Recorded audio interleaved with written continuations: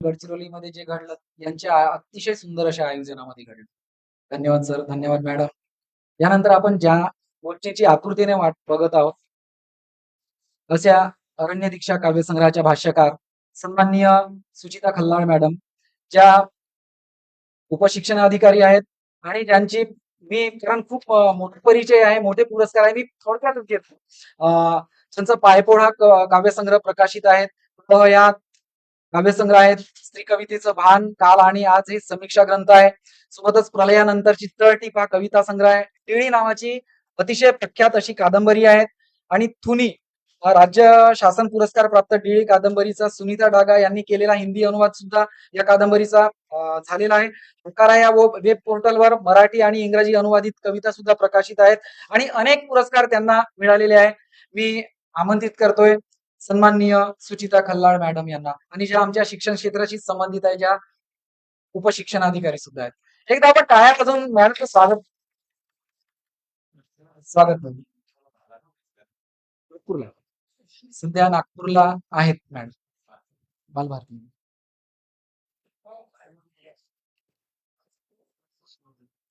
नमस्कार.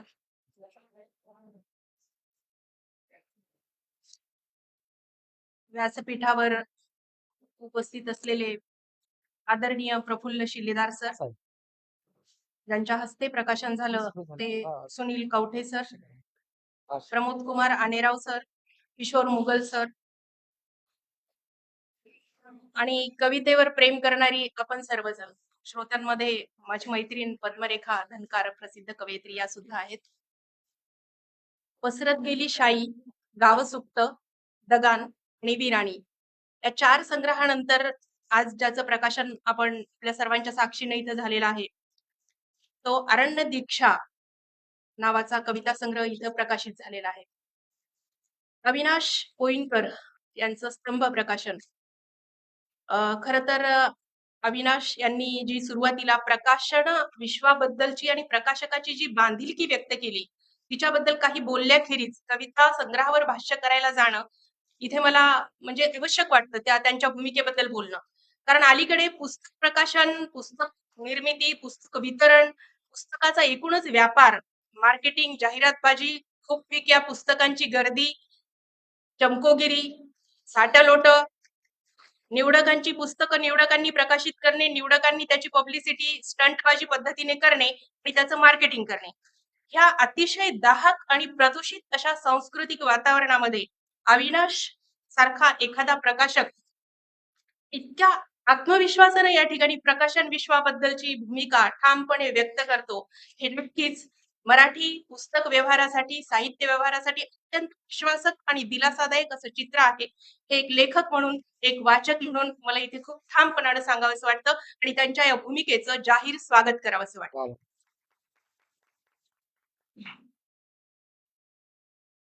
कविता संग्रहाच्या सुरुवातीला कवीनं तुकारामांच्या ओळी घेतलेल्या आहेत.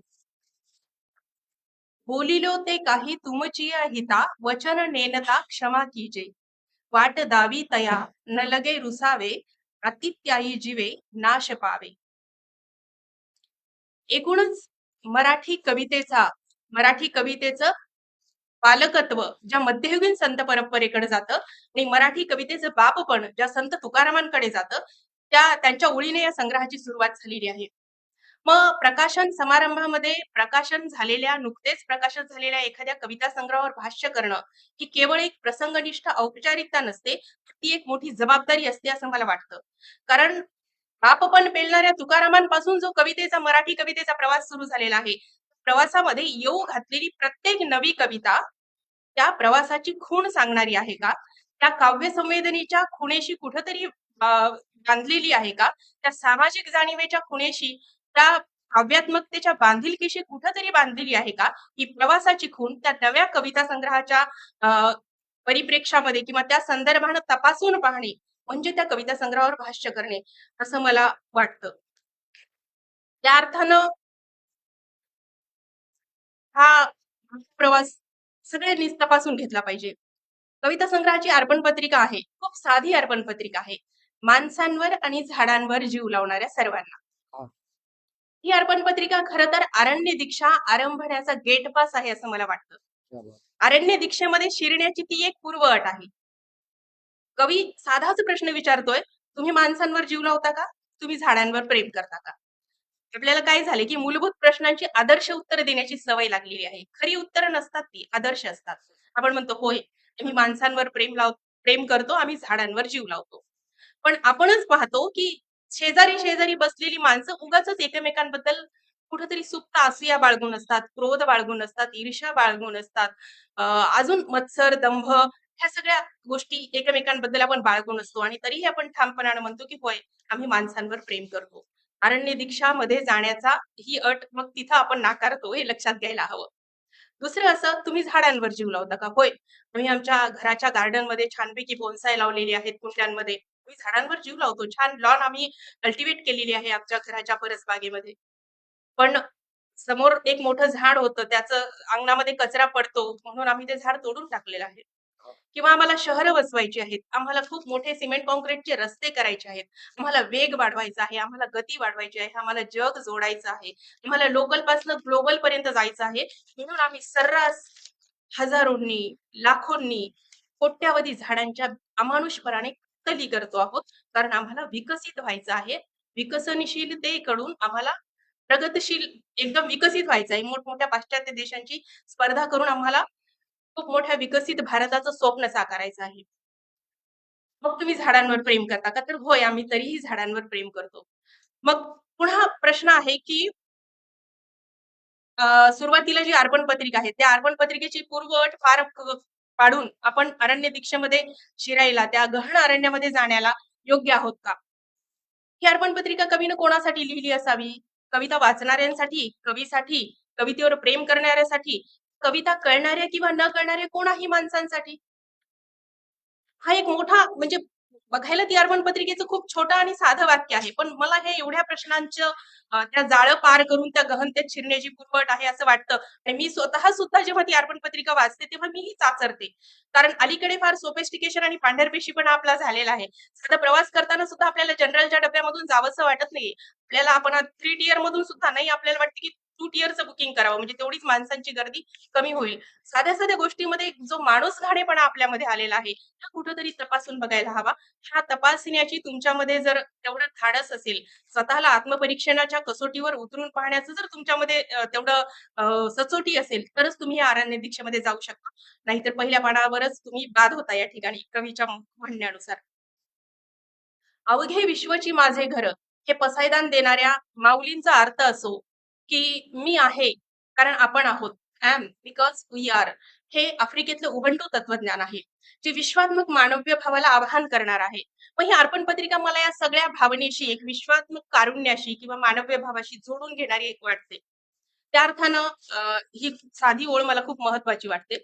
त्यानंतर हा कविता संग्रह बघताना कविता संग्रहाचं समकालीनत्व पासून घ्यायला हवं. कुठलाही कविता संग्रह आपण चांगला आहे असं का म्हणायचं? जर तो समकालीन आहे तर. मग कविता संग्रह समकालीन असतो म्हणजे काय असतो?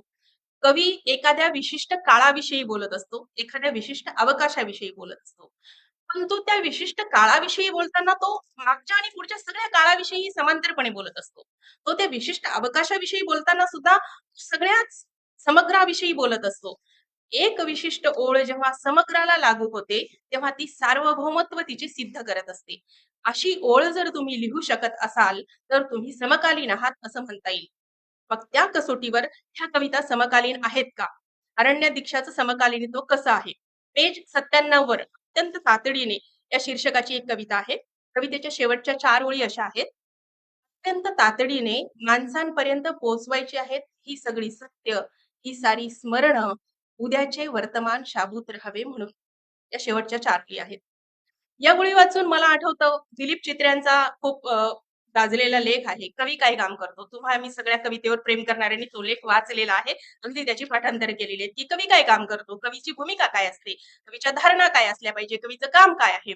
मग ह्या ओळी मला त्या दिलीप चित्र्यांच्या लेखाची आठवण करून देणाऱ्या वाटतात. त्यानंतर हिंदीतले प्रख्यात कवी रामधारी सिंह दिनकर यांच्या 4 ओळी मला आठवल्या. समर शेष है नहीं पाप का भागी केवल व्याध. हा. समर शेष है नहीं पाप का भागी केवल व्याध. जो तटस्थ है समय लिखेगा उनका भी अपराध. वा, वा, वा. या पार्श्वभूमीवर कवीचं तटस्थ राहणं हे पाप आहे. तो एक अपराध आहे. तो एक दखलपात्र असा गुन्हा आहे. म्हणून सांस्कृतिक, सामाजिक कवीचं काम काय आहे? कवीला तटस्थ राहून चालेल का?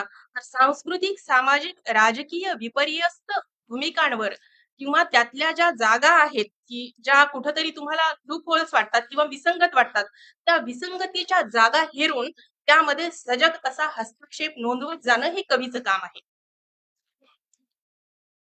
कवी किशोर कवठे यांच्या कविता या 3-4 गोष्टीच्या अनुषंगाने ह्या कसोट्या लावून तपासलं असताना मनातील मळप दूर सारून आताच कवितेचं त्या वाचन झालं.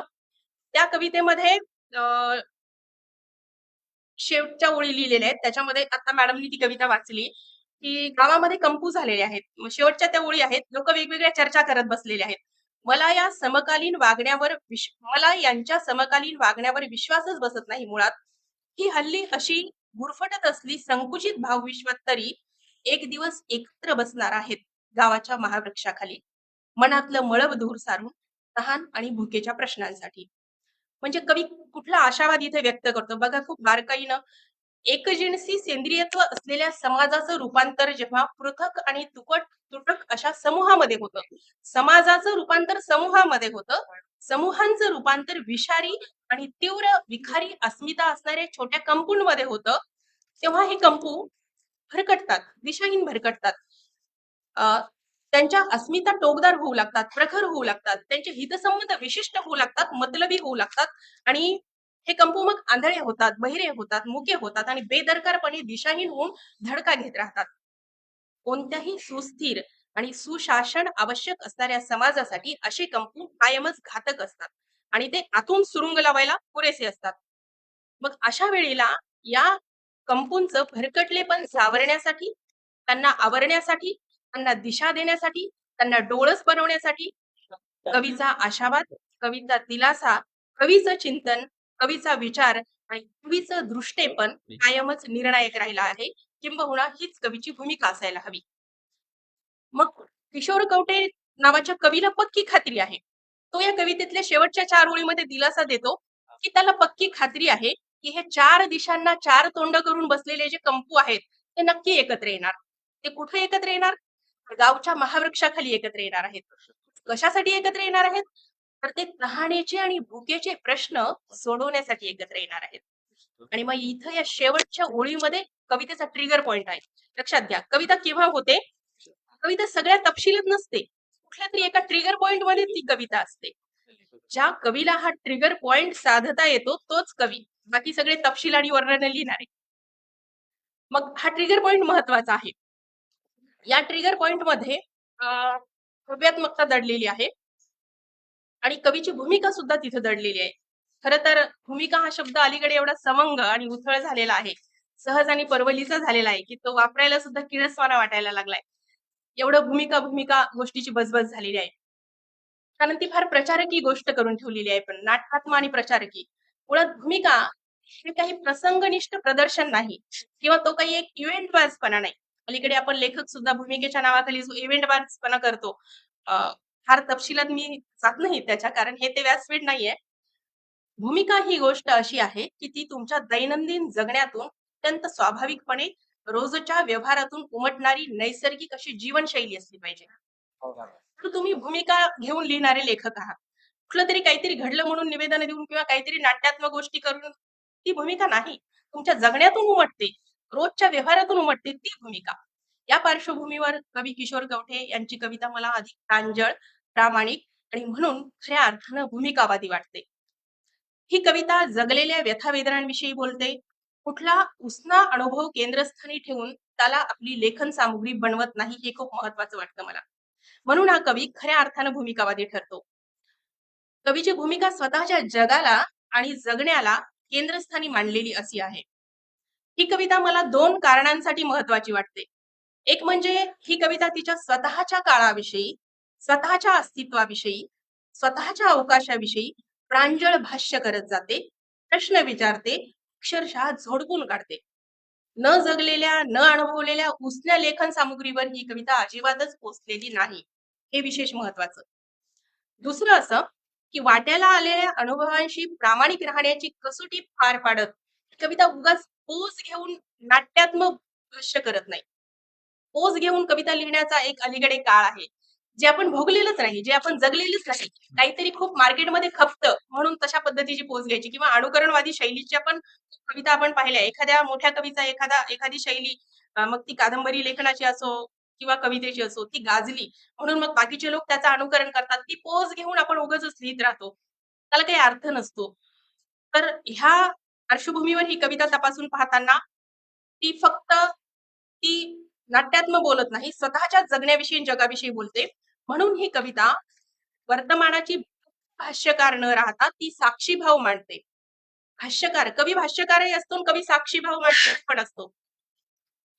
कवी कवी प्रश्नांची उत्तरं देत नाही, तो समाजाला दिशा तयार उत्तरं देत नसतो कुठलाच लेखक समाजाला, की तुमच्या समाजामध्ये खूप सारे प्रश्न आहेत म्हणून लेखक तुम्हाला तयार उत्तरं देत नसतो कधी. तो फक्त दिशा सांगतो, तुमचा सदसद्विवेक जागृत करत असतो आणि हेच लेखकाचं काम असतं. संवेदना सहवेदनेसह अभिव्यक्त करण्याचं धाडस आणि सामर्थ्य या कवितेमध्ये त्यामुळे येत गेलेलं दिसतं. तसं या संग्रहाचे पुस्तकाच्या मांडणीमध्ये कवीनं अनुक्रमणिकेमध्ये 4 उपविभाग पाडलेले आहेत. पण मला मात्र माझ्या वाचलेल्या निरीक्षणानंतर प्रामुख्याने या संग्रहाची 2 भागांमध्ये विभागणी करावीशी वाटते. एक भाग असा आहे जो कवीनं स्वतःच्या व्यावसायिक अनुभवाचा भाग आहे, ज्याला आदिम अक्षरलिपीच्या आत बाहेर या उपविभागामध्ये त्यांनी व्यवसाय म्हणून जे ते शासकीय आदिवासी आश्रमशाळेमध्ये काम करतात तिथल्या अनुभवांना चित्रण करणाऱ्या कविता नोंदवलेल्या आहेत. आणि बाकी सगळ्या कविता ज्या आहेत त्या त्यांच्या भोवतालचा जो सामाजिक राजकीय परिवेश आहे त्यात घडणाऱ्या घडामोडी, स्थित्यंतर त्याची सूक्ष्म निरीक्षणं त्यामध्ये कवीनं नोंदवलेली आहेत. प्रसंगी व्यवस्थेला तो तिच्या दांभिकपणाविषयी थेट प्रश्न विचारतो. बंडखोरी करणारा कवी आहे हा त्या अर्थानं. सुरुवातीला या दुसऱ्या विभागातल्या कवितेविषयी मी बोलेन. या कविता 2 प्रकारच्या आहेत. एक आता मगाशी भाष्य केले एका कवितेचं अभिवाचन करताना, की या कविता एकतर या ना त्या कारणानं गाव सोडून शहरात स्थलांतर झालेल्या लोकांविषयी आहेत किंवा मागे उरलेल्या गावाविषयी आहेत. मग ही शहरात स्थलांतर होणारी माणसं ही काही फार चांगल्या आर्थिक स्थितीतली नाहीत, की चला सुबत्ता आली, गावात खूप काही कमवलं आणि आता शहरात फ्लॅट घेऊन सेटल व्हावं. अशी ती माणसं नाहीयेत. ती माणसं तहानेच्या आणि भुकेच्या प्रश्नांशीच लढणारी आहेत. मग कुठेतरी रोजगार शहरात मिळेल म्हणून महानगरामध्ये ती माणसं गेलेली आहेत. ती कष्टकरी आहेत, कामकरी आहेत, शोषित आहेत, दबलेली आहेत, दमन झालेली माणसं आहेत. ज्यांची गालफाडं खोल गेलेली आहेत, ज्यांच्या हातांची सगळे तळवे राठ झालेले आहेत, अशी ती माणसं आहेत, खूप खचलेली. मग ही माणसं तिथे महानगरात सुद्धा पुन्हा जाऊन तिथेही झगडतच राहतात. अशा माणसांच्या अशा स्थित्यंतराच्या कविता कवी याच्यामध्ये वर्णन करतो, ज्यातली एक कविता अभिवाचन पण झालेलं आहे. माणसं महानगरात आली शरीरानं, सातबारावरील नोंद पुसून, हे शहरी रस्ते, अशा कवितांचा उल्लेख मी इथे करेन. आणि या भागातल्या दुसऱ्या ज्या कविता आहेत त्या मागे उरलेल्या गावाविषयीच्या कविता आहेत. मग ही मागे उरलेली गावं कशी आहेत आता?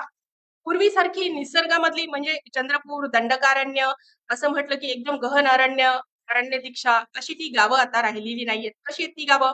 चहूबाजूंनी डोंगराच्या भुजा खचत गेलेली, कोळशाच्या खाणींनी भुईच्या गर्भात खोल खड्डे पाडलेली, काळ्या गर्द चिवट धुरांची, संपादित केलेल्या जमिनींची, सिमेंट कंपन्यांनी गराडा घातलेल्या खचलेल्या पहाडांची, झाडं पशुपक्षी नसलेली, यंत्रांच्या अजस्त्र गर्दीची, अधिग्रहित केलेली गावं. मग ह्या कवितांची शीर्षक यंत्रांची गर्दी, विठ्ठल बोलला नाही काहीच नावाची खूप सुंदर कविता आहे. बळी, ऐतिहासिक शिल्प, धूळ, प्रवाहाच्या शोधात, गावभुजा, अनुकंपा, स्फोट, हक्काचा सातबारा गेल्यावर, पक्षी झालेत मुजोर, भूस्खलन अशा कितीतरी कविता या प्रकारामध्ये आहेत, जी एक कविता वाचल्यानंतर काळीच पिळवटून काढण्याची ताकद या कवितांमध्ये आहे. या विभागातली एक प्रतिकात्मक कविता आवर्जून मी इथे मला ठेवावीशी वाटेल. म्हणजे वेळ आहे ना? ती कविता मी यासाठी उल्लेख करेन की एकाच वेळेला त्या कवितेमध्ये मला कवीचा बुद्धिवेग दिसतो आणि त्याच वेळेला कवीची संवेदनशीलता सुद्धा दिसते. बघा अलीकडे कसं होतं की कारुण्य भावाचं मार्केटिंग करण्याचा एक प्रघात निघालेला आहे. मग ते कादंबरीमध्ये फार असतं म्हणजे नुसतंच कारुण्य भाव चित्तारणं हे लेखकाचं कामच नाहीये. कार्यकारण भाव शोधणं हे लेखकाचं काम आहे. मी तर म्हणेन. कार्यकारण भाव शोधून त्या कारण मीमांसेपर्यंत वाचकाला पोहोचवणं हे लेखकाचं काम आहे. कारुण्य भाव रंगवून भावनाप्रधान बनवून तुम्ही वाचकाच्या डोळ्यातून अश्रू आणाल, पण सत्सद विवेक जागृत करू शकाल का? हा खूप मोठा प्रश्न मला वाटतो. मग बुद्धिवाद आणि संवेदनशीलता या दोन्हींचा मिलाप या कवितेमध्ये मला झालेला दिसतो. म्हणून मुद्दाम ही कविता खूप सिनॉप्टिक पद्धतीने कविता तिथे रंगवलेली आहे. पान नंबर 73 वर या तापलेल्या वर्तमानात असं कवितेचं शीर्षक आहे. मला व्यक्तिगतरित्या ती कविता खूप आवडली.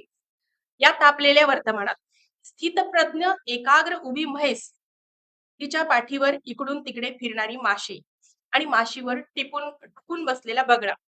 दुपारच्या सुन्न उन्हात जांभळीच्या गार सावलीत सगळ्यांच्या डोळ्यासमोर चित्र उभं राहिले. मी बघतोय माशी इकडून तिकडे म्हशीच्या पाठीवर फिरते. माशीवर चोच मारणारच बगळा. त्या क्षणी म्हैस पाठीवर आपटते शेपूट. माशी भिरभिरते. बगळ्याची तंद्री भंग होते. म्हैस मात्र केव्हाची उभी, काळाचे अन्न रवंथ करत एका शून्य नजरेत. हां. माशीची हुलकावणी, बगळ्याची अगतिकता, म्हशीची शेपूट पछाड जेव्हा तटस्थपणे बघतो, तेव्हा कळत नाही मी कुणाच्या अस्तित्वाची बाजू घ्यावी या तापलेल्या वर्तमानात. ही कविता मला प्रचंड बुद्धिवादी वाटते आणि संवेदनशील वाटते. या सगळ्या व्यवस्थेचं त्रांगड त्रैराशिक, गणितामध्ये आपण त्रैराशिक सोडवतो बघा समीकरण. तर त्रैराशिक कवीने याच्यामध्ये मांडलेला आहे. आणि हा एक खूप विचार करायला लावणारा ट्रिगर पॉइंट आहे, जिथून वाचकाचा विचार पुढे सुरू होतो. आणि हेच काम आहे कवीचं, लेखकाचं. तिथून पुढे विचार, जिथं ते लेखन संपतं, कविता संपतं, तिथून पुढे वाचकाच्या विचाराला चालना मिळायला हवी. तो खरा लेखक, त्याला आव्हान देणारा वैचारिकतेला. हे इथं साध्य झालंय असं मला वाटतं. मी मगाशी म्हटल्याप्रमाणे हा झाला कविता संग्रहाचा एक भाग. आणि दुसरा भाग जो शिक्षकी पेशात असलेल्या कवीनं त्याच्या स्वतःच्या अनुभवाचं चित्रण आदिम अक्षरलिपीच्या आत बाहेर या विभागामध्ये केलेलं आहे. मी स्वतः मागची 25 वर्षापासून शिक्षण क्षेत्रामध्ये काम करते आहे. त्यामुळे माझ्या विशेष आस्थेचा हा भाग आहे.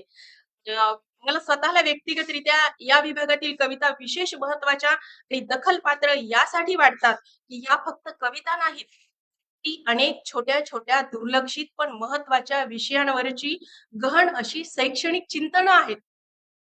म्हणून शिक्षण क्षेत्रात काम करणारा एक अधिकारी म्हणून किंवा एक जबाबदार घटक म्हणून मी आवर्जून कवी किशोर कवठेंना हा माझा सल्ला राहील, की तुम्ही या चिंतनांवर आवर्जून वैचारिक गद्यात्म लेखन लिहिण्याचा विचार तुम्ही करायला हवा भविष्यामध्ये. कारण एवढं सूक्ष्म चिंतन त्या साक्षी भावना अनुभवणारा माणूस जो वर्गखोलीत अध्यापन करतो, त्याचं प्रतिनिधी म्हणून हे चिंतन यायला हवं. कारण हे चिंतन इतकं महत्वाचं आहे, व्यवस्थेला थेट प्रश्न तिथे विचारतं. व्यवस्थेला परखडपणे प्रश्न विचारणाऱ्या या कविता आहेत. संरचनेतले लूप होल्स हेरून त्यावर बोट ठेवणाऱ्या या कविता आहेत. वाडी पाड्यातल्या कष्टकऱ्यांच्या लेकरांकडे संवेदनशीलतेनं पाहणाऱ्या अशा बुद्धिवादी आणि संवेदनशील शिक्षकांची या काळात खरोखर गरज आहे. आणि किशोर कवठे नावाचे शिक्षक आणि कवी, जेव्हा शिक्षक कवी असतो आणि जेव्हा कवी शिक्षक असतो, हा एक खूप सुंदर मिलाप आहे. उद्याच्या उज्ज्वल समाजाला निर्माण करणारा, भारताचा नागरिक जसा असायला पाहिजे तसा घडवणारा, पिढ्या घडवणारा जर कॉम्बिनेशन काय असू शकेल, तर शिक्षक कवी असला पाहिजे, कवी शिक्षक असला पाहिजे. प्रत्येक शिक्षकात एक कवी असायला हवा. प्रत्येक कवीमध्ये एक शिक्षक असतोच तो. कारण कविता लिहितो म्हणजे तो समाजाला त्या पद्धतीचे मूल्य व्यवस्थेचे धडे देतच असतो. म्हणून त्या अर्थाने या कविता खूप महत्वाच्या आहेत. म्हणून कवीनं आवर्जून विचार केला पाहिजे, की जे चिंतन त्यांनी, कारण खूप वाङ्मयी प्रकार निवडत असतो आपण एखादी गोष्ट म्हणजे आपण पोहोचवण्यासाठी. कविता कुठेतरी त्या मानाने कमी पडते. मग त्यावेळेला दृढ म्हणजे एक विस्तारित चिंतनाच्या रूपामध्ये ही शैक्षणिक मांडणी पुढे मागे करण्याचा विचार जरूर त्यांनी ठेवावा. या विभागातल्या अनेक कविता शिक्षण क्षेत्रातला एक जबाबदार घटक म्हणून मला स्वतःला सुद्धा आत्मपरीक्षण करायला लावणाऱ्या वाटतात. छोटा पण व्यवस्थेतल्या बरबटलेपणावर आणि दांभिकतेवर त्या रोखठोक भाष्य करतात. एक छोटी कविता आहे त्याच्यामधली, सेल्फी विथ सक्सेस. म्हणजे सरकारनं ठरवलेली धोरणं खूप चांगलीच असतात, त्यांचा उद्देश चांगलाच असतो. पण प्रत्यक्ष वर्गखोलीमध्ये जेव्हा ती अंमलात आणायची असतात, तेव्हा कुठल्या सामाजिक धारणा त्याला आडसर ठरू शकतात. हे सेल्फी विथ सक्सेस या कवितेमध्ये त्यांनी मांडलेलं आहे. सरकार म्हणजे धोरण असं निघालं होतं, की समजा वर्गामध्ये एखादा मुलगा तुमचा हुशार असेल किंवा त्यानं पटकन सांगितलेलं गणित केलं किंवा तुम्ही एखादी टास्क दिली मुलांना आणि ती त्याने केली. त्या लेकरासोबत शिक्षकानं सेल्फी घ्यायचा आणि तो सेल्फी सोशल मीडियावर अपलोड करायचा, स्वतःच्या स्टेटसला लावायचा. पण एक वर्गातल्या मुलीनं गणित सोडवले म्हणून शिक्षकानं सेल्फी घेऊन लावल्यानंतर जी परिस्थिती तिथल्या त्या ग्रामीण भागामध्ये सामाजिक धारणांना विपरीत अशी अनुभवायला मिळाली, ते वर्णन इथे केलेलं आहे. म्हणजे एखादा जी-आर जेव्हा निघतो सरकारकडून किंवा व्यवस्थेकडून त्याचा उद्देश चांगलाच असतो. पण प्रत्यक्ष इम्प्लिमेंट करताना सामाजिक धारणांना कशा पद्धतीने तो उभा छेद देऊ शकतो किंवा तिथे काय कॉम्प्लिकेशन्स येऊ शकतात, हे केवळ एक वर्गखोलीत शिकवणारा शिक्षकच सांगू शकतो. म्हणून हे अनुभव खूप महत्वाचे आहेत आणि हे ग्रासरूट वरचे अनुभव आहेत. अ, एक बक एक बकरा, औद्योगिक क्रांती, सर, टिलीमिली, अरण्यवीर, मुलं आणि मी, अर्बन नक्षलवादी, नेहा, शाळा आणि प्रश्न, आत्मसमर्पण, या प्रत्येक कविता एक स्वतंत्र विषय आहेत. या सगळ्यांवर इथं बोलू म्हटलं तर वेळ नाही पुरणार. प्रत्येक कविता स्वतंत्र विषय आहेत, स्वतंत्र चिंतन आहेत, स्वतंत्र प्रश्न आहेत, जे व्यवस्थेला विचारलेले आहेत. अ, हे झालं या संग्रहातल्या ढोबळमानाने पडणाऱ्या 2 उपविभागांबद्दल. शेवटी 2 महत्वाच्या कवितेच्या अनुषंगानं इथं मला स्वतंत्र बोलणं खूप गरजेचं वाटतं. त्यातली एक कविता टॅबूज बद्दल बोलते. टॅबू म्हणजे निषिद्ध विषय महिलांच्या बाबतीत, की ज्याबद्दल चर्चा केली जाऊ नये किंवा ज्याबद्दल उघडपणाने बोलता येऊ नये अजूनही. म्हणजे उत्तर आधुनिक आपण स्वतःला म्हणवतो आहोत, पण तरीही काही गोष्टींबद्दल आपण उघडपणाने बोलू शकत नाही. तर त्या कविता खरं तर 2 कविता आहेत या विषयावरच्या. एक राग या शीर्षकाची कविता आहे, दुसरी सृजनत्व या शीर्षकाच्या कविता बाईच्या जीवनातल्या टॅबूज बद्दल भाष्य करतात. अलीकडे शाळा महाविद्यालयातून सुद्धा सरकारी धोरणांमधून मुलींना त्यांच्या मासिक पाळीबद्दल जागरूकता निर्माण करण्यासाठीचे सेशन्स आयोजित केले जातात. आपल्या सगळ्यांना ते परिपत्रक माहित आहे. मी स्वतः शिक्षण क्षेत्रात काम करते, त्या व्यवस्थेचा घटक आहे. मलाही ते परिपत्रक माहित आहे. तुम्हालाही ते परिपत्रक माहित आहे, कारण तुम्ही स्वतः ग्रासरूटला काम करता. त्या अनुषंगाने आपण मुलींना तशा पद्धतीचे समुपदेशन करणारे लेक्चर्स त्यांना ऐकवले गेले. सॅनिटरी पॅड्स मोफत पुरवले, त्यांना कार्ड दिले. त्या सॅनिटरी पॅड्सची विल्हेवाट लावण्यासाठीची जी विद्युत उपकरणं आणि यंत्र आहेत, ती सुद्धा आम्ही शाळांमध्ये बसवली आहेत. पण अजूनही या विषयांबद्दल उघडपणानं बोलू नये किंवा संकोच किंवा कुठेतरी काहीतरी अपराध केला आहे, अशा पद्धतीची भावना आहे. आणि याबद्दलची डाग नावाची अतिशय सुंदर कविता जेव्हा शिक्षक म्हणून वर्गातल्या विद्यार्थिनीबद्दल एका संवेदनशील बापाच्या भूमिकेतून विचार करणारा कवी कविता लिहितो, तेव्हा ती कविता काय असते हे अनुभवायचं असेल तर तुम्ही ती कविता नक्कीच वाचा. याशिवाय जोडीदार असणाऱ्या स्त्रीबद्दल तितक्याच संवेदनेतून, सहवेदनेतून अनुभवणारी सृजनत्व नावाची कविता, म्हणजे म्हणून मला असं वाटतं की या कविता लिंग समभावाबद्दल आपण खूप बोलतो, ऐकतो. लिंग समभावाच्या पलीकडे जाऊन जैवभाव समजून घेणं, जैविक भिन्नता समजून ती व्यक्ती समजून घेणं, हे त्या पलीकडे जाणारं पाऊल आहे. जे या कवीनं या 2 कवितांमधून या ठिकाणी आवर्जून तिथे रंगवलेला आहे त्या भावनिकतेतून. म्हणून ह्या कविता मला विशेष महत्त्वाच्या वाटतात आणि त्यांचा इथे उल्लेख मी केलेला आहे. अशीच दुसरी एक कविता आहे, झारूबाई नावाची. ही कविता बघा, बहुतेक कविता कवीच्या एखाद्या घटिताभोवती केंद्रित आहेत. म्हणजे घटित आहे किंवा एक कथन आहे. त्या कथनाला कवीनं कविता बनवलेली आहे. याच्यामध्ये अनेक कवितांमध्ये मला वाटतं कादंबरीची सुद्धा बीजं दिसतात. म्हणजे कादंबरी लिहायलाही त्यांना हरकत नाही. कारण खूप छोटंसं घटित आहे आणि ते कविता म्हणून त्यांनी मांडलेलं आहे. कुठलं तरी कथन आहे. झारूबाई नावाची एक कविता आहे. झारूबाई ही त्या कवितेची नायिका आहे. ती राब-राब राबत असते बिचारी, बोरं वगैरे विकून शाळेच्या भोवती, आणि तिच्या स्वतःच्या मुलाला शासकीय आश्रमशाळेत टाकते. मुलगा शिकतो, पण त्याला पेसा नोकर भरती अंतर्गत शासकीय आश्रमशाळेतच शिक्षक म्हणून नोकरी लागते. पण तो मागचं सगळं विसरतो, झारूबाईचे कष्ट विसरतो, झारूबाईला विसरतो. मग ही झारूबाई बिचारी होते, केविलवाणी होते, दिनवाणी होते, आणि तिच्या मनाला प्रश्न पडतो की मी तर लेकराला शिकवलं आणि लेकरू मला विसरून गेलं. पान नंबर 37 वरती कविता आहे. अ, ही झारूबाई नंतर शाळेच्या गेट जवळ उकळलेले बोरं विकत बसते आणि त्यावेळेला गेटमधून आत आपापल्या मुलांना बोट धरून सोडायला येणाऱ्या दुसऱ्या पालकांना ती काय सल्ला देते? ती आश्रमशाळेच्या गेट समोर विकते उकळलेली बोरं. गेटच्या आत जाणाऱ्या पालकांना सतर्क करत म्हणते, "कासरे आवळून ठेवा, सैल करू नका दोर. कासरे आवळून ठेवा, सैल करू नका दोर. ही रानपाखरं म्हणजे नुसता मायेला घोर." हां. म्हणजे झारूबाई लेकरांना शिकवू नका, पुन्हा तुम्हाला ही लेकरं विसरून जातील, या भूमिकेपर्यंत एखादी अडाणी बाई का पोहोचते, एखादी आई का पोहोचते, हा विचार समग्र व्यवस्थेला विचार करायला लावणार आहे, आत्मपरीक्षण करायला लावणार आहे. पण पाहिलं आपल्याला डॉक्टर बाबासाहेब आंबेडकरांनी सांगितलं शिका आणि संघटित व्हा. शेतकऱ्यांचा आसूडमध्ये आपल्याला ज्योतिबा फुल्यांनी सांगितलं मोठा भाऊ जर शिकून शहरात गेला, मोठा झाला, तर त्यानं मागच्या अडाणी भावाला आधाराचा हात द्यावा आणि त्याला सुद्धा पुढे न्यावं. पण प्रत्यक्षात असं होत आहे का? हे जे सामाजिक अभिसरण जे व्हायला पाहिजे, ते होत आहे का? एखादा माणूस निम्न आर्थिक स्तरातून उच्च आर्थिक स्तरामध्ये गेल्यानंतर बघा मी खूप जबाबदारीनं बोलते आहे. हे जे मी बोलते आहे याला मार्क्सवाद, अर्थशास्त्र, समाजशास्त्र आणि आपली भावनिकता या सगळ्यांचा आधार देऊन तुम्ही नीट हे पासून पाहायला हवं की एखादा घटक जेव्हा खूप उपेक्षित वंचित आपण म्हणतो की उद्धाराचा एकमेव मार्ग आहे आणि ते खरं आहे शिक्षण आहे. पण शिकून उद्धार स्वतःचा करून घेतल्यानंतर आपल्या मागे उरलेल्या लोकांना आपण आधाराचा हात देतो का? सामाजिक ऊर्ध्वगामी परिस्थितीत गेल्यानंतर आपलं मनोघटित अजून वर जायला प्रेरित होतं. पण निम्न मध्यम वर्गातून उच्च मध्यम वर्गात गेलो आपल्याला अजून उच्चभ्रू मध्यम वर्गात जावं उच्चभ्रू वर्गात जायची आपल्याला इच्छा असते. मग त्यावेळेला आपण मागच्या लोकांशी फटकून वागतो आणि त्यांना विसरून जातो. हा प्रश्न त्या अडाणी झारूबाईने इथं उपस्थित केलेला आहे. हे खूप मोठं चिंतन मला अगदी म्हणजे कौतुक वाटलं ही कविता वाचल्याच्या नंतर. ते खूप विचार सुद्धा करायला प्रेरणा देणाऱ्या या कविता आहेत.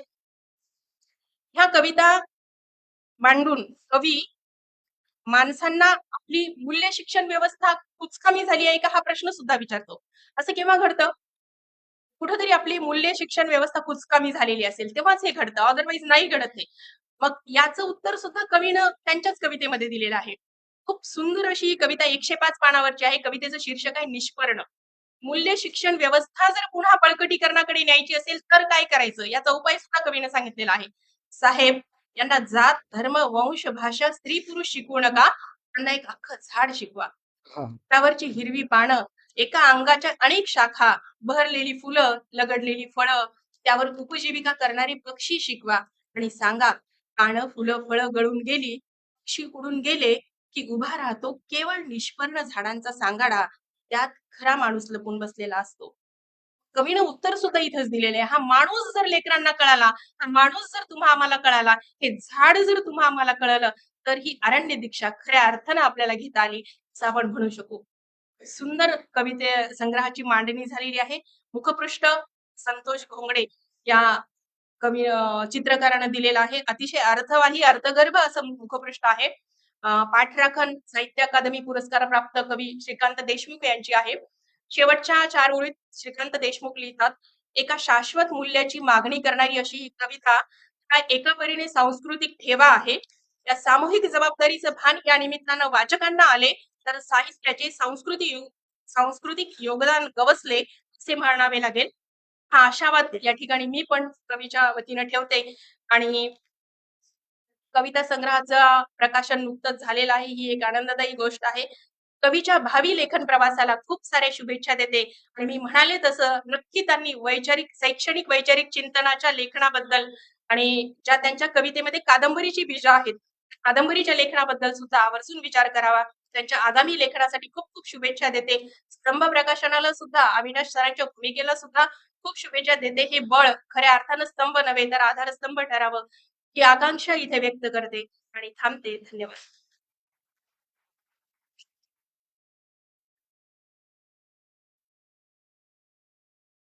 धन्यवाद आदरणीय सुचिता खल्लाळ मॅडम. कारण आपण कवितेबद्दल तळमळीनं बोलत असतानाच शिक्षण क्षेत्रात ज्या काही घटना घडत आहेत त्या घटनाबद्दल सुद्धा आपण व्यक्त झालात. कारण सगळी आपण मंडळी बरीचशी मंडळी